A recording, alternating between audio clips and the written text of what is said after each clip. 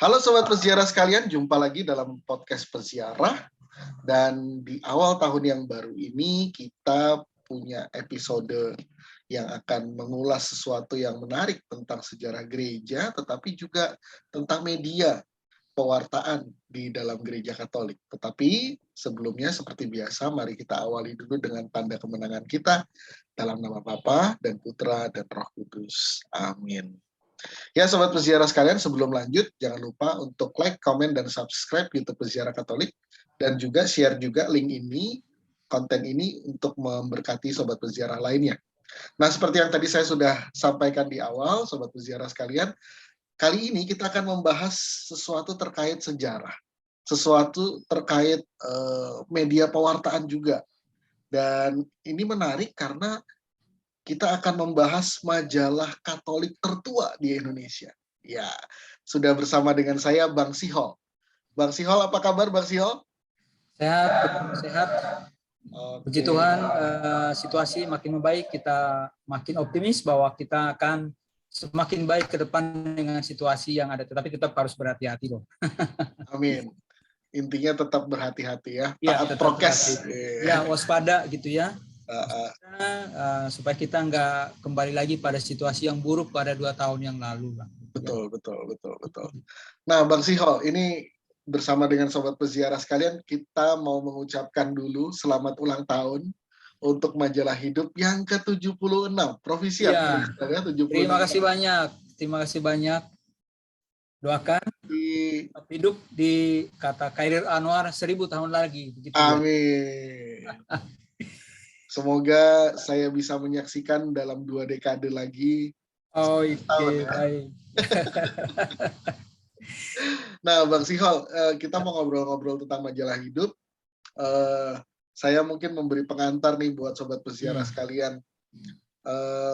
Kalau kita punya media cetak nasional itu ada banyak ya, ada Media Indonesia, ada Kompas, dan semua orang kemudian menggunakan referensinya media-media cetak tersebut gitu ya. Iya. Tetapi untuk kalangan gereja Katolik, referensi yang bisa dikatakan paling digunakan itu adalah ini dia, majalah Hidup. Dan memang menjadi majalah Katolik tertua di Indonesia. Nah, mungkin Bang Sihol boleh cerita nih Bang Sihol. Gimana sih proses berdirinya majalah Hidup 76 tahun itu kan artinya hampir sama dengan usia Republik ini gitu ya Bang Sihol. Iya, betul bro, betul. Jadi kalau mau kita lihat ke belakang sejenak itu, majalah Hidup itu awalnya sebetulnya masih dalam bahasa Belanda. Ya. Jadi dia bertransformasi, bahkan logonya itu pun selama 76 tahun ini berubah, beradaptasi dengan situasi.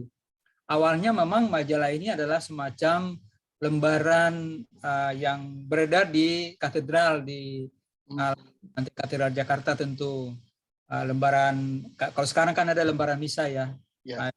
Juga saya kira juga kurang lebih sama. Jadi ada jadwal misa, siapa yang memimpin misa, siapa pastornya, ada info kecil sedikit sana sini, tapi lebih pada ada bacaan apa minggu itu dan lain-lain.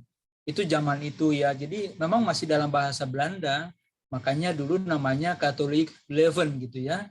Mingguan Katolik lah, Hidup Katolik gitu ya.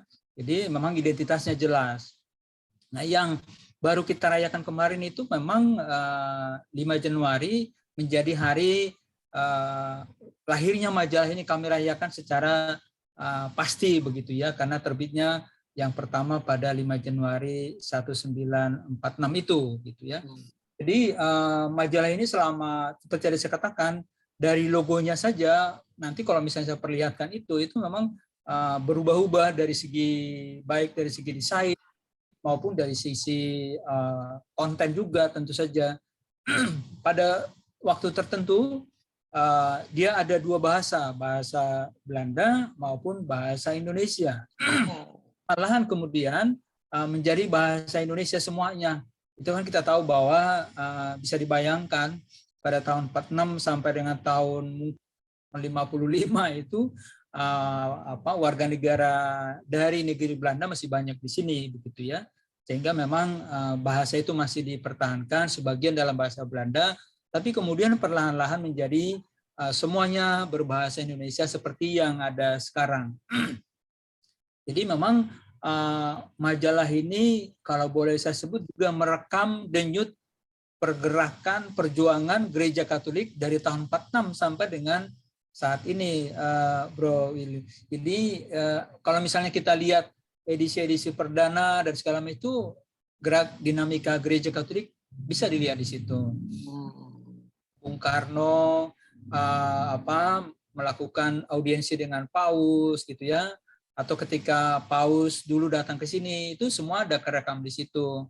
Atau bagaimana gereja juga memberikan dukungan pada negara Kesatuan Republik Indonesia. Kita tahu ya, Monsinyur Sugio Pranoto. Bagaimana dia bertemu dengan Bung Karno, bagaimana di Jogja ketika ibu kota negara pindah ke Jogja, lalu gereja juga kemudian juga menyesuaikan diri dengan perjuangan Republik ini. Jadi memang di satu sisi dia mewartakan dinamika kehidupan umat Katolik. Mungkin informasi waktu itu masih banyak dari Jawa lah gitu kita, karena kesulitan. Jangan bayangkan seperti sekarang ini informasi begitu mudah didapat. Zaman itu ya sangat sulit semuanya dengan cetak begitu. Nah, kalau misalnya kita lihat selama 76 tahun, kita juga bisa melihat perubahan rubrik-rubrik yang ada. Pada saat tertentu memang kelihatan sangat Katolik, dalam arti ya ajaran-ajaran Katolik, tapi pada periode tertentu dia lebih banyak bicara mengenai kehidupan bangsa, keterbukaan pada umat beragama lain, atau juga kan Konsil Vatikan kedua misalnya kan baru muncul tahun 59 sampai dengan 65 gitu ya, sehingga dinamika itu juga muncul dalam edisi-edisi yang muncul dalam majalah hidup. Bisa kerekam di situ begitu. Ini sih ya, jadi sekarang pun dengan logo yang ada tentu saja mungkin sudah jauh berbeda juga dengan logo-logo di pada periode-periode tertentu. Kemarin juga kami pas ulang tahun kami melihat logo-logo itu seperti apa bertransformasi begitu. Karena kalau logonya bertransformasi, tentu saja ada dinamika yang terjadi di situ begitu. Itu Mas. Oke, ini menarik ya, merekam juga denyut nadi perkembangan Gereja Katolik Indonesia. Jadi saya bayangkan kalau masuk ke majalah Spektrum Majalah Hidup itu bisa seperti nonton di bioskop tuh ya, bagaimana gereja itu bertumbuh dan berkembang gitu. Iya.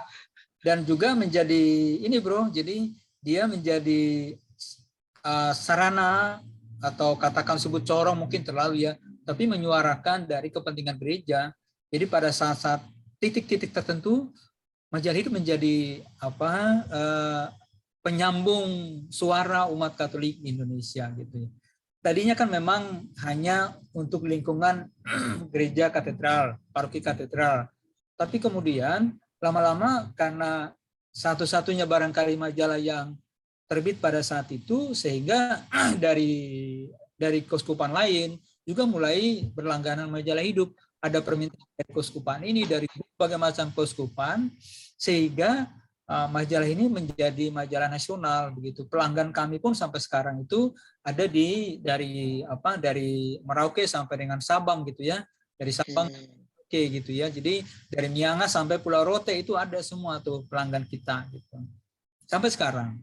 Wow. Beberapa pelanggan di luar negeri ya, misalnya di beberapa kedutaan kita juga ada langganan, sehingga mereka mungkin ingin juga mengetahui hal-hal rohani yang kami siarkan melalui majalah ini. Keren banget. Saya jadi nostalgia sedikit Bang Sihol nih ya. Bicara tentang majalah hidup itu selalu mengingatkan saya dengan masa kecil, karena selalu saya tunggu majalah hidup karena ada banyak cerita, dulu kan juga ada cerita Santo Santa, ada cerita sekarang masih ada loh. Itu rubrik yang juga disukai oleh pembaca majalah hidup, Santo Santa. Iya. Dulu ada cerita bersambungnya Tekla atau siapa gitu. Ya, Tekla ya betul, ada. Nah, jadi memang Betul kata Bang Siol tadi ya, penyambung komunikasi umat beriman se-Indonesia gitu. Ya, Bahkan saya betul-betul menunggu tuh dalam minggu ini kapan nih hidup keluar nih ya. Dan yang menurut saya paling menarik adalah ketika saya kecil, saya SD, SMP baca majalah hidup itu, nama Bang Siol sudah ada di sana. ya jadi malu ketahuan sekarang usianya. Ya. Bang Siol, ini pertanyaan yang tiba-tiba terlintas. Iya, Kenapa namanya majalah hidup atau hidup Katolik? iya. Jadi memang di nama awal yang diberikan di masih dalam bahasa Belanda itu memang kata hidup itu dalam bahasa Belanda juga diterjemahkan dalam bahasa Belanda. Lalu kemudian ketika menjadi bahasa Indonesia, kata yang sepadan dengan terjemahan bahasa Belandanya itu diambil itu gitu ya. Oke. Hidup itu kan sesuatu yang ya memang kita hidupi gitu ya, dalam arti yang sangat luas gitu. Jadi nama itu memang sudah dari awal begitu. Nah, kita berharap bahwa nama itu memang sesuatu yang visioner ya. Jadi dia dalam situasi apapun juga hidup tetap hidup, dalam arti seperti sekarang ini misalnya era digital, mungkin saja bertransformasi ke arah digital, tetapi ya hidup kan tetap ada begitu. Cuma wajahnya, bentuknya jadi pelan-pelan berubah ke arah digital begitu. Oke, menarik nih. Hidup tetap hidup dan juga berjalan bersama umat untuk menghidupi hidup yang semakin Katolik gitu ya. Iya, jadi artinya lebih kita dari segi pilihan topik apa yang kurang lebih dibutuhkan oleh pembaca kita ya. Saya mungkin tidak sebut sebagai umat Katolik, tetapi para pembaca kita yang ada dari tadi saya sebutkan dari Sabang sampai Merauke, dari Miangas sampai Pulau Rote itu. Jadi kami mencoba apa sih media itu kan merekam apa yang sedang hidup di tengah pembacanya, ya kan? Jadi setiap apa yang muncul di media itu adalah sebetulnya juga representasi dari apa yang sedang berlangsung, dinamika apa yang sedang berlangsung di tengah para pembacanya. Apa yang sedang berlangsung di tengah umat Katolik sekarang ini, nah itu yang coba kami rekam, misalnya sekarang ini sedang ada sinode para uskup sedunia. Nah, ini bagaimana itu diterjemahkan dalam pemberitaan kita, bagaimana dinamika denyutnya sinode itu terjadi di keuskupan-keuskupan, dan itu kita lakukan. Nanti kita terbitkan secara berkala. Begitu. Baik. Selama 76 tahun, Bang Sihol, milestone majalah hidup ini kalau boleh diuraikan seperti apa nih? Ada milestone penting apa mungkin yang bisa diceritakan? Kalau disebut sebagai milestones mungkin Mas mendefinisikannya seperti apa? Yang bisa disampaikan adalah kalau dari sisi bisnis misalnya, pada saat-saat tertentu saja misalnya majalah ini oplahnya naik, pada saat-saat tertentu juga dia bisa juga turun, tapi pada saat tertentu dia bisa naik. Bagi media memang oplah itu berbicara penting gitu ya. Nah, kami juga pernah mengalami hal-hal semacam itu di mana pada saat era tertentu dia bisa sampai puluhan ribu eksemplar setiap minggu, tapi dengan pada zaman tertentu juga bisa berkurang. Itu juga terkait juga dengan mungkin daya beli masyarakat kita, umat kita mungkin berkurang begitu. Tapi dari sisi pencapaian misalnya, majalah ini juga pernah mendapatkan penghargaan dari Muri. Sebagai salah satu sebagai majalah yang itu pas ulang tahun ke-70 saya kira majalah Hidup memperoleh penghargaan sebagai majalah. Saya bacakan sebentar ya, Mas. Ya, silakan Mas Sil.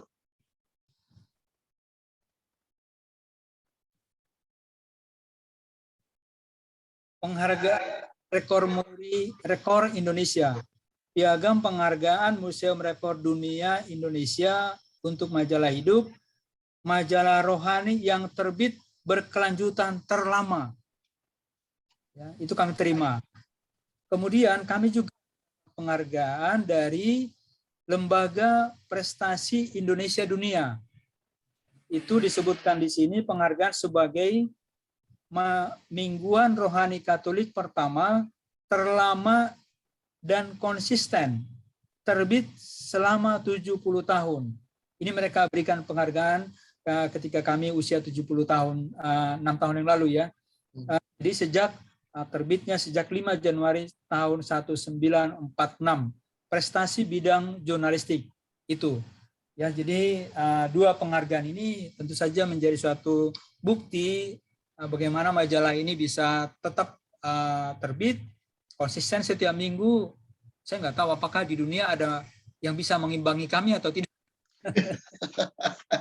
Saya nggak tahu apakah ada media lain yang saya konsisten ini terbit setiap minggu begitu. Ya. Nah, ngomong-ngomong soal konsistensi, ngomong-ngomong soal dinamikanya hidup ini, Bang Siol, kalau boleh tahu berapa orang sih yang menggawangi majalah Hidup? Gini bro, jadi mungkin saya tidak perlu sebutkan secara jumlahnya berapa, tetapi sebagai sebuah unit usaha tentu Bro William bisa membayangkan diperlukan apa saja. Misalnya perlu bidang redaksi, awak redaksi berapa orang, kemudian bagian marketing berapa orang pasti perlu, bagian finance itu berapa orang pasti perlu, bagian promosi, bagian sirkulasi, dan lain-lain. Kalau misalnya itu diperkirakan, ya sebagai sebuah bisnis yang mesti dijalankan secara profesional memang membutuhkan cukup banyak orang, bro. Jadi ini majalah dikelola sebagai sebuah usaha memang. Jadi kami juga harus mencari pelanggan, mencari iklan, berpromosi, dan macam-macam. Jadi memang bahwa situasi terkini membuat kita juga, saya kira bukan hanya kami yang mengalami, media cetak lain pun mengalami tantangan yang cukup serius karena situasi ini begitu. Tapi sejauh ini sih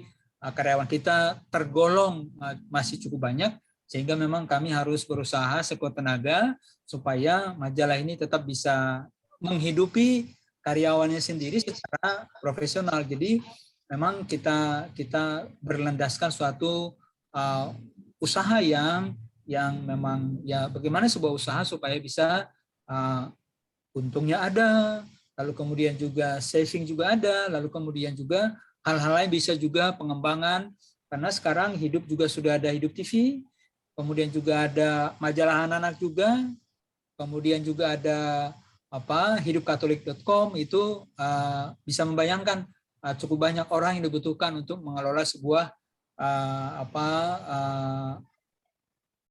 unit-unit kecil lain yang sudah dilahirkan oleh majalah ini begitu.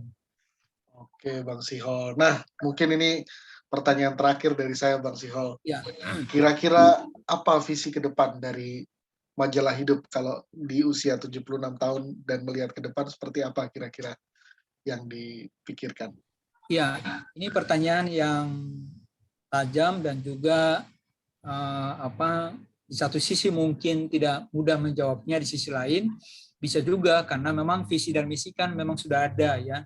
Ya, ini kan majalah yang dilahirkan oleh Keuskupan Agung Jakarta, tentu saja visi dan misinya harus seirama dengan visi dan misi. Kalau sekarang kan ada Ardas Keuskupan Agung Jakarta. Nah, kami selalu harus menyesuaikan diri juga dengan apa yang disampaikan oleh Uskup Agung Jakarta, siapapun itu uskupnya. Nah, tentu saja kita ini kan Katolik terbuka, ya, toleran, kemudian bermartabat, kemudian juga membangun relasi dengan semua orang. Itu juga tercermin dari Konsili Vatikan kedua gitu ya. Jadi menjadi gereja, menjadi majalah yang terbuka dan juga terus beradaptasi, bertransformasi mengikuti perubahan yang kini sedang berlangsung.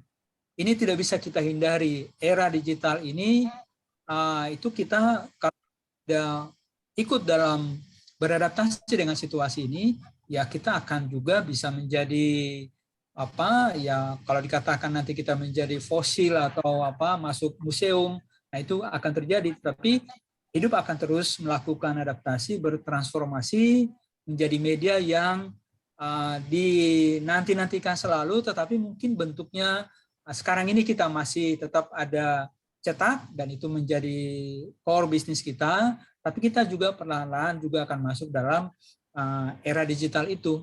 Jadi kita akan siap-siap juga masuk ke situ secara bertahap, secara perlahan-lahan. lambat laun kita harus masuk ke situ. Dan itu juga yang diharapkan oleh pembaca majalah Hidup. Dalam survei kami terakhir, mereka mengatakan hidup cetak tetap dipertahankan, tetapi hidup digital juga harus dikembangkan. Nah, itu yang saat ini sedang kami kerjakan, kami adaptasi, terus melakukan pengembangan di sana-sini. Begitu, Bro. Baik, terima kasih banyak Bang Siol buat obrolannya. Sekali lagi, Provisiat, selamat ulang tahun ke-76. Semoga tetap hidup seperti tadi Bang Siol mengatakan, dan terus mendampingi hidup kami semua umat beriman yang selalu mengandalkan info-info yang penting dari majalah Hidup. Baik. Semangat buat majalah Hidup. Banyak. Semangat buat Bang Siol dan semua tim dari majalah Hidup. Oke, saya sampaikan salam untuk semua awak redaksi, marketing, dan juga pimpinan kami yang lain. Terima kasih atas kesempatan ini. Sama-sama Bang Siol. Dan Sobat Peziarah sekalian, itu tadi obrolan kita dengan Bang Siol dari Majalah Hidup. Kita sudah ngobrolin tentang bagaimana dinamika sebuah majalah Katolik pertama di Indonesia, perjalanannya yang merekam denyut nadi perkembangan Gereja Katolik Indonesia. Dan semoga Sobat Peziarah sekalian terus mencintai Majalah Hidup dan menjadi pelanggan setia Majalah Hidup ya.